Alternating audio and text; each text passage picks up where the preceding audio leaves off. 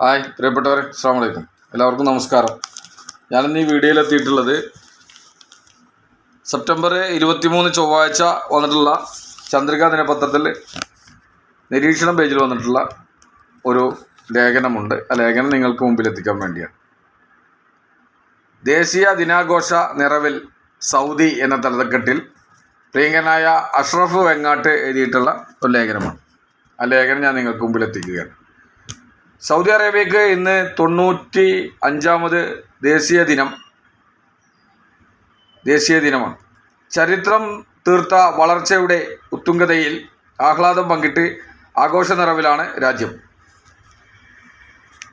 സ്വപ്നച്ചിറകിലെന്നോണം കുതിച്ചുപായുന്ന രാജ്യത്തോടൊപ്പം പ്രാർത്ഥനയോടെ കൈകോർക്കുന്ന സ്വദേശികളും അന്നം നൽകിയ രാജ്യത്തിൻ്റെ അഭൂതപൂർവമായ വികസന കുതിപ്പിൽ അഭിമാനത്തോടെ കൂടെ നിൽക്കുന്ന പ്രവാസികളും ദേശീയ ദിനത്തിൻ്റെ ആനന്ദ നിമിഷങ്ങളിലാണ്.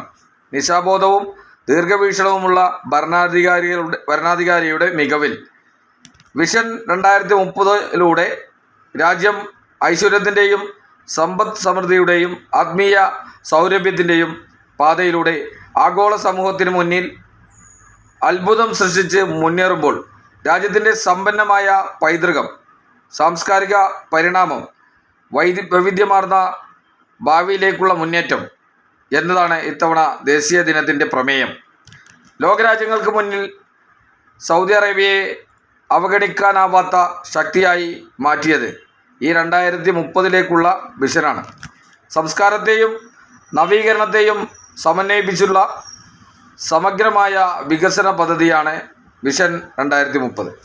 കൃത്യമായ നയങ്ങളും കണിശമായ നിലപാടുകളും കലർപ്പില്ലാത്ത ഇടപെടലുകളും മൂലം ലോകത്തിൻ്റെ നെറുകയിലെത്തി നിൽക്കുന്ന സൗദിയുടെ ഭരണാധികാരി സൽമാൻ രാജാവും കിരീടാവകാശിയും പ്രധാനമന്ത്രിയുമായ മുഹമ്മദ് ബിൻ സൽമാൻ രാജകുമാരനും വികസനം നേടുന്ന ലോകത്തിന് മുമ്പിൽ മാതൃകാപരവും വിജയികളുമായ ഭരണാധികാരികളാവുകയാണ്. സൗദി ജനത ഈ ഭരണകൂടത്തിനൊപ്പം അടിയുറച്ചു നിന്നപ്പോൾ വിജയം രാജ്യത്തിൻ്റെയും ഓരോ പൗരൻ്റേതുമാണ്. മാനവ കുലത്തിൻ്റെ മാർഗദർശിയായ പ്രത്യയശാസ്ത്രത്തിൻ്റെ ഉറവിടമായ പുണ്യമണ്ണിൽ വിശുദ്ധ നഗരങ്ങളെ പൂർവാധികം സൂക്ഷ്മതയോടെ സംരക്ഷിച്ച് രാജ്യത്തിൻ്റെ പൈതൃകത്തിന് യാതൊരു പോറലുമേൽക്കാതെയുള്ള പ്രയാണത്തിലാണ് സൗദി. ലോകത്തിൻ്റെ നാനാ ദിക്കുകളിൽ നിന്ന് ഇരു ഹറമുകളിലേക്കും ഒഴുകിയെത്തുന്ന തീർത്ഥാടക ലക്ഷങ്ങൾക്ക് ആവശ്യമായ ആധുനികമായ എല്ലാ സൗകര്യങ്ങളും ഒരുക്കിയതിലൂടെ ലോകവിശ്വാസി സമൂഹത്തിൻ്റെ മനസ്സിലിടം നേടിയവരാണ് സൗദിയുടെ നായകർ. വിശുദ്ധ നഗരങ്ങളായ മക്കയും മദീനയും അസാധാരണമായ മാറ്റങ്ങൾക്കാണ് സാക്ഷ്യം വഹിച്ചുകൊണ്ടിരിക്കുന്നത്. കോടികൾ ചിലവഴിച്ച് തുടർന്നുകൊണ്ടിരിക്കുന്ന വിപുലീകരണം തീർത്ഥാടകർക്ക് സുഗമമായി കർമ്മങ്ങൾ നിർവഹിക്കാൻ ലക്ഷ്യമിട്ടുള്ളതാണ്. വിഷൻ 2030 വിസ്മയകരമായ വളർച്ചയിലേക്കാണ് രാജ്യത്തെ നയിച്ചുകൊണ്ടിരിക്കുന്നത്. 2016 ആരംഭിച്ച വിഷൻ 2030 സാമൂഹികവും സാംസ്കാരികവുമായ പരിഷ്കാരങ്ങൾ ഒരു ഭാഗത്ത് നടപ്പിലാക്കിയപ്പോൾ മറുഭാഗത്ത് വികസനത്തിൻ്റെ കുതിച്ചുചാട്ടത്തിന് അനുസൃതമായി രാജ്യത്തിൻ്റെ സമ്പദ് വ്യവസ്ഥയെ പടുത്തുയർത്തി എന്നതാണ് ശ്രദ്ധേയം. എണ്ണയെ മാത്രം ആശ്രയിച്ചിരുന്ന സമ്പദ്ഘടനയെ വൈവിധ്യവൽക്കരിച്ച് എണ്ണ ഇതര മേഖലയിലേക്ക് കൈപ്പിടിച്ച് ആനയിച്ചപ്പോൾ സൗദി നടന്നുകയറിയത് ചരിത്രത്തിൻ്റെ തങ്ക താളുകളിലേക്കായിരുന്നു. പെട്രോളിനപ്പുറത്ത് ടൂറിസവും ഊർജവും ഖനനവും ലോജിസ്റ്റിക്സും ആരോഗ്യ മേഖലയും നൂതനവുമായ സാങ്കേതിക വിദ്യകളും ലക്ഷ്യമാക്കിയപ്പോൾ ആക്ഷേപവുമായി ലോകം സൗദിയിലേക്ക് ഒഴുകുന്ന കാഴ്ചയാണ് ലോകത്തിന് കാണാൻ കഴിഞ്ഞത്. എണ്ണ കയറ്റുമതിയിൽ 1ാം സ്ഥാനക്കാരായ സൗദി എണ്ണ അല്ലെങ്കിൽ മറ്റെന്ത് എന്ന ചോദ്യത്തിനുള്ള ഉത്തരമാണ് 2030 മിഷനിലൂടെ കണ്ടെത്താൻ ശ്രമിച്ചത്. US-ൻ്റെയും റഷ്യയുടെയും പിന്തുണ ഒരേ സമയം നേടിയെടുക്കുമ്പോൾ തന്നെ എണ്ണ കയറ്റുമതിയിൽ തങ്ങൾക്കുള്ള മേധാവിത്വം നഷ്ടപ്പെടാതിരിക്കാൻ വ്യക്തമായ ആസൂത്രണമാണ് രാജ്യം നടപ്പിലാക്കുന്നത്. രാജ്യത്തിൻ്റെ സമ്പദ്ഘടന എക്കാലവും എണ്ണയെ മാത്രം ആശ്രയിക്കുന്നത് ഗുണം ചെയ്യില്ലെന്ന കണ്ടെത്തലിലാണ് 2030 വിഷനിലേക്കുള്ള ചുവടുവെപ്പ്. രാജ്യത്തിൻ്റെ സാമ്പത്തിക പരിവർത്തനത്തിലുള്ള അടിത്തറയിടുന്നതിലായിരുന്നു വിഷൻ്റെ ആദ്യഘട്ടം. ആഗോളതലത്തിൽ ഭീതി പടർത്തിയ കോവിഡ് മഹാമാരി സമയബന്ധിതമായിരുന്ന ഈ പദ്ധതിക്ക് വിഘാതമായെങ്കിലും കോവിഡിനെ നിയന്ത്രിക്കാൻ രാജ്യം കാണിച്ച ധീരമായ നടപടികൾ അതിജീവനം എളുപ്പത്തിലാക്കി. 2021 ശേഷമുള്ള ചടുലമായ നടപടികൾ ഇടക്കാലത്ത് നഷ്ടപ്പെട്ട സമയം തിരിച്ചുപിടിക്കുന്ന വിധത്തിലായിരുന്നു. കൃത്യവും വ്യക്തവുമായിരുന്നു ഓരോ ചലനങ്ങളും. പിന്നോട്ട് തിരിഞ്ഞു നോക്കേണ്ടതില്ലാത്ത വിധം സമഗ്രമായി തന്നെ അണിയറ പ്രവർത്തനങ്ങൾ നടന്നപ്പോൾ വൻകിട രാജ്യങ്ങളുടെ പട്ടികയിൽ സൗദി അവഗണിക്കാനാവാത്ത ശക്തിയായി മാറി.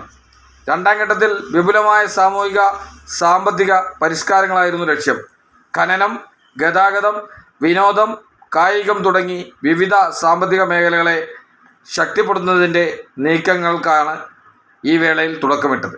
നേരത്തെ നടപ്പിലാക്കി വന്നിരുന്ന വികസന പദ്ധതികൾക്ക് കരുത്തു പകരാനും കൃത്യമായ ഫോളോ അപ്പിലൂടെ ഫലപ്രാപ്തിയിലെത്തിക്കാനും രാജ്യം ജാഗ്രത പുലർത്തി.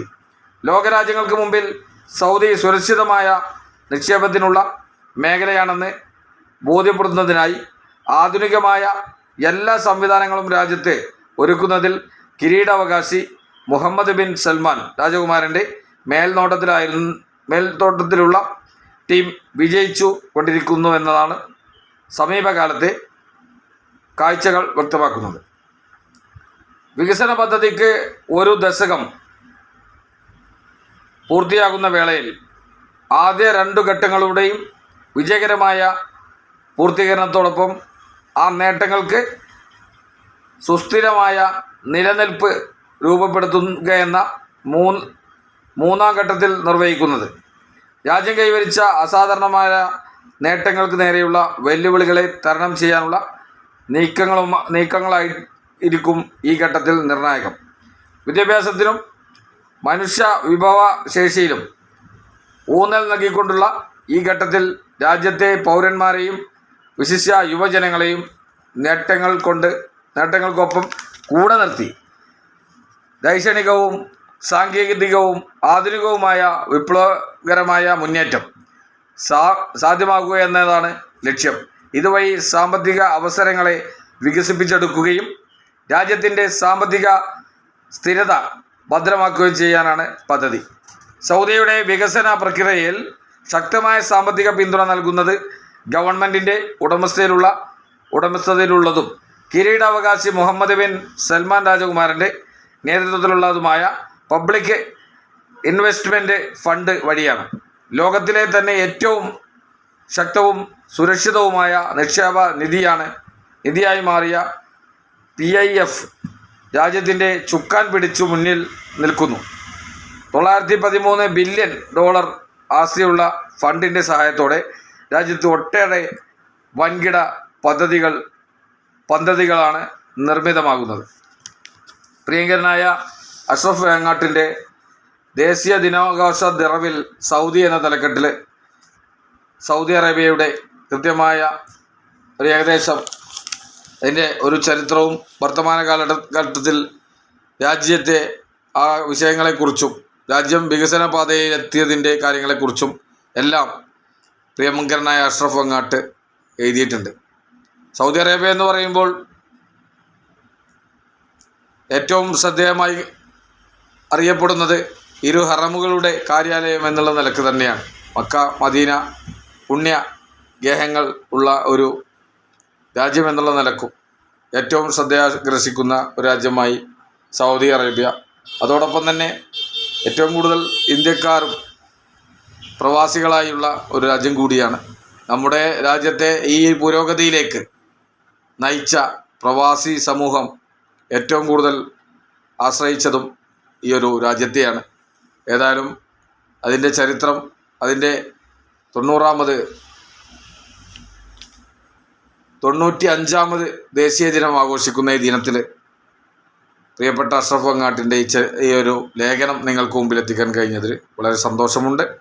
ഏതായാലും ഇതുപോലുള്ള ചരിത്രങ്ങളും മറ്റു സുപ്രധാന വിവരങ്ങളും അടങ്ങിയ മറ്റുള്ള വീഡിയോകൾക്ക് എത്തുന്നതിന് മുമ്പായി നിങ്ങൾക്കെല്ലാവർക്കും എൻ്റെ നന്ദിയും കടപ്പാടും അറിയിക്കുകയാണ്. എൻ്റെ പ്രിയപ്പെട്ട പ്രേക്ഷകർ, നമ്മുടെ ഈ ചാനൽ കാണുന്നവർ ചാനൽ സബ്സ്ക്രൈബ് ചെയ്യാനും ഷെയർ ചെയ്യാനും ഒക്കെ ശ്രമിക്കണം. നമുക്ക് ഇതുപോലുള്ള അറിവുകളും മറ്റുമൊക്കെ, അറിയാത്ത അറിവുകളും മറ്റുമൊക്കെ, അറിയുന്നതും അറിയാത്തതുമായ അറിവുകൾ, നമ്മൾ ഒരാളെ ഒരു വിഷയം നമ്മൾ ഇതുപോലുള്ള മീഡിയയിലൂടെയൊക്കെ അവതരിപ്പിക്കുമ്പോൾ കുറച്ചുകൂടി ശ്രദ്ധ നമ്മൾക്ക് അതിലേക്ക് കൊടുക്കാനാവും എന്നുള്ളൊരു കൃത്യമായ ചുവടുവെപ്പിൻ്റെ ഭാഗമായിട്ടാണ് ഞാൻ നിങ്ങൾക്ക് മുമ്പിൽ ഇതുപോലുള്ള ചർച്ചകളുമായിട്ട് വരുന്നത്.